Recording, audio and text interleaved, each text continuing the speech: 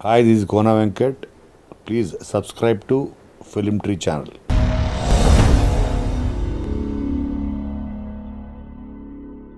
Venky combination set అయింది దగ్గర దగ్గర ఒక 8 సినిమాలు మీ కాంబినేషన్లో. 8 లాస్ట్లో ఒక 2 సినిమాల తర్వాత 2 సినిమాలు అప్పుడు ఇంకా అది మీ క్లాషెస్ ముగ్గురు మధ్య. ఇతను ఓన్లీ లేదు జడ్జి అధ్యక్ష, అది అంతే. నేను కూడా అధ్యక్ష చూడండి అనగానే సీన్ కూడా అధ్యక్ష, అంతే తప్ప అధ్యక్ష పాత్ర తప్ప పాపం లేదు నథింగ్. ఓకే నేను చెప్పే కదా సిల్లీ. ఇప్పుడు మన లాస్ట్ టైం కూడా మాట్లాడుకున్నాం, క్రెడిట్స్ విషయంలో నేను ఎంత పని చేస్తే దాన్ని నువ్వు అంత గుర్తించాలి. గుర్తింపు కోసం వస్తామని చెప్పాం కదా. అవును ఫస్ట్లోనే అన్నారు మీరు. అవును అవును గుర్తింపు కోసమే వస్తాం. ఆ గుర్తింపు లేదు అన్నప్పుడు ఇదేంటిది, మనం ఎందుకు పని చేయాలి అనిపిస్తుంది. మన పని చేసిన మన కష్టం, మన క్రియేటివిటీ అన్నది ఇంకో రాబ్ చేసినట్టు అనిపిస్తుంది, దొంగలించినట్టు అనిపిస్తుంది. ఇంటెన్షనల్ కాకపోవచ్చు అనిపిస్తుంది. అది నువ్వు గ్రహించాలి. ఒక డైరెక్టర్కి రెస్పాన్సిబిలిటీ ఏంటంటే తన టీం అందరినీ గుర్తించాలి. సో అప్పుడు టీం నీకు లాయల్గా ఉంటుంది. Only teams can win matches. Okay, ఒక సచిన్ టెండూల్కర్ వల్ల లేకపోతే ఒక విరాట్ కోహ్లీ వల్ల మ్యాచ్లు గెలవవు. టీం వర్క్ ఉంటే గెలుస్తుంది. కరెక్ట్. ఆ టీం అంటే ఇందులో ఆఖరికి లాస్ట్ చివరి టెక్నీషియన్ వరకు కూడా గుర్తించాలి. గుర్తించినట్టు వాడికి తెలియాలి. అప్పటి వరకు గుర్తింపు జరిగింది కదా, ఒక 6 సినిమాల ప్రయాణం. అదే అంటున్నా, మరి అది మర్చిపోతే ఎలాగా మరి. ఓకే నీ కాదు గుర్తించాక చాలు ఇంకంటే అది తప్ప ఏడుదొద్దా మరి. ఓకే అంటే నువ్వు టైటిల్స్ దగ్గర ఇక్కడ ఇదే చిన్న చిన్న చిల్లి విషయాలు. ఇప్పుడు నాకు టైటిల్ వేసినా ఒకటే అయిపోయినా. ఇప్పుడు నా టైటిల్ వేసుకుంటే మీకు అడ్వాంటేజ్ అని ఫీల్ అయితే మీరు వేసుకుంటారు. అడ్వాంటేజ్ అని ఫీల్ అయ్యే ప్రొడ్యూసర్స్, డైరెక్టర్స్ ఎక్కువ మంది ఉన్నారు. సో అది నీకు ఉండరు. ఓహో నా టైటిల్కి వాల్యూ లేదా, నా క్రియేటివిటీకి వాల్యూ లేదా, నా క్రియేటివిటీకి ఇచ్చే వాల్యూ ఆ టైటిల్. వాటి దగ్గర వచ్చే సిల్లీ గొడవలు నేను చాలా పర్సనల్ తీసుకుంటా. బికాజ్ నాది అనుకున్నప్పుడు అదేంటిది నా కష్టాన్ని ఒక దోచుకున్నట్టు ఫీల్ అవుతాం. ఓకే అప్పుడు ఉన్న హీట్ వేరు. ఇప్పుడు ఒక మెచ్యూరిటీ వచ్చి ఏదో సిల్లీ కూడా సరే ఇవ్వలేదు పేరు, ప్రపంచానికి తెలియదా నేను రాసినట్టు అనుకుంటా ఇప్పుడు నేను. ఒకవేళ అదే రామ్ చరణ్ గారి సినిమా హిట్ అయి ఉన్నట్టయితే అండి ఈ ఉండేవి కాదేమో.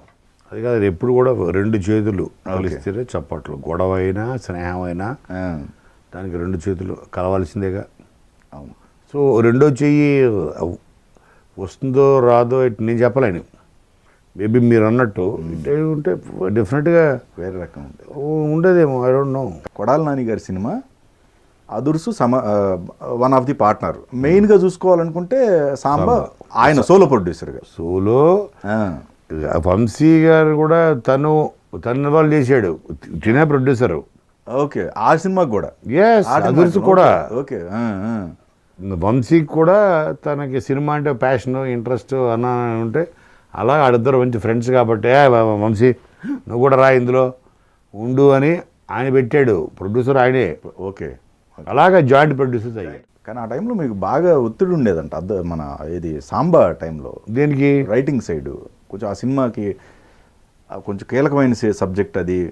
అది పొలిటికల్గా కూడా ఇన్ఫ్లుయెన్స్ కావాలని ఏదో సంథింగ్ అన్నారు. లేదా అదేం లేదు. వినయ్ని ఒత్తిడి చేసేవాడు ప్రపంచంలో పుట్టలేదు ఇప్పుడు దాకా. ఓకే, ఒత్తిడి ఏదైనా ఉంటే వినయ్ మీద ఉండాలి కదా. అవును. వినయ్కి తీసుకునే ఒత్తిడి ఒకటే, హిట్. ఓకే, ఇది హిట్ ఎలా చేయాలి అన్న ఆ ఒత్తిడి తీసుకుంటాడు వినయ్. అది తప్ప ఏ ఒత్తిడి తీసుకోడు, కేర్ చేయడు. హిట్ మాత్రం తనకు చాలా ముఖ్యం, అవసరం. దానికోసం మనం చెప్పినట్టు చేస్తాడు. అటు పొలిటికల్ ఏం లేదండి. అప్పటికి అసలు తారక్కి పాలిటిక్స్ అంటేనే కిలోమీటర్లు పారిపోయేవాడు. మనకు ఎందుకన్నా అనేవాడు. ఇప్పటికీ అదే అంటాడు, మనకి ఎందుకు కొనా ఇవన్నీ. కాబట్టి తను అలాంటి ఒత్తులు తీసుకునే క్యారెక్టర్ తారక్ కూడా కాదు. నాని చెప్తాను లేదా ఇంకోటి చెప్తాను very very very very individualistic. ఎందుకంటే చాలా చిన్న వయసులో పెద్ద బాధ్యతలు తీసుకున్న కుటుంబం అవ్వచ్చు, తన కెరీర్ అవ్వచ్చు, తన ఫ్యామిలీ అవ్వచ్చు, అతి చిన్న వయసులో అతిపెద్ద పేరు రావడం కాదు ఇంపార్టెంట్, పేరుతో పాటు బాధ్యతలు, దాన్ని మోసే అంత వయసు లేదు, అనుభవం లేదు, కానీ బ్రహ్మాండంగా మోసేవాడు, కంట్రోల్ చేసేవాడు అందరినీ. నాని మాట వినేవాడు, వంశీ మాట వినేవాడు, కానీ అల్టిమేట్ డెసిషన్ తనే తీసుకునేవాడు. వాళ్ళు చెప్పారు కదా గుడ్డెద్దు జైల్లో పెట్టి చేసేవాడు కాదు. Okay, never. ఆ ఇండివిజువాలిటీ భయంకర. నేను షాక్ అయ్యేవాడిని.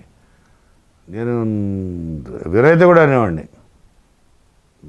విన్నీ అంటారు, విన్నీ ఏంటి మనవాడు ఈ వయసులోనే ఏంటి, ఆ మెచ్యూరిటీ ఏంటి, ఆ హ్యాండ్లింగ్ ఏంటి. అప్పుడు I think is hardly 20 years, 21 అదే వయసు అనుకుంటా అప్పుడు. ఓకే, అంతే కదా వయసు. తను స్టూడెంట్ నెంబర్ ఉన్నప్పుడు, తను ఏజ్ ఇంటర్ 2nd year అప్పుడు చేసాడు అది.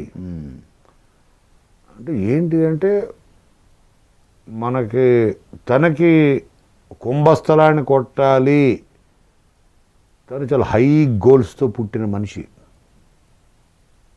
కొంతమందికి ఎర్లీగా తెలిసిపోద్ది మన గోల్ ఏంటో,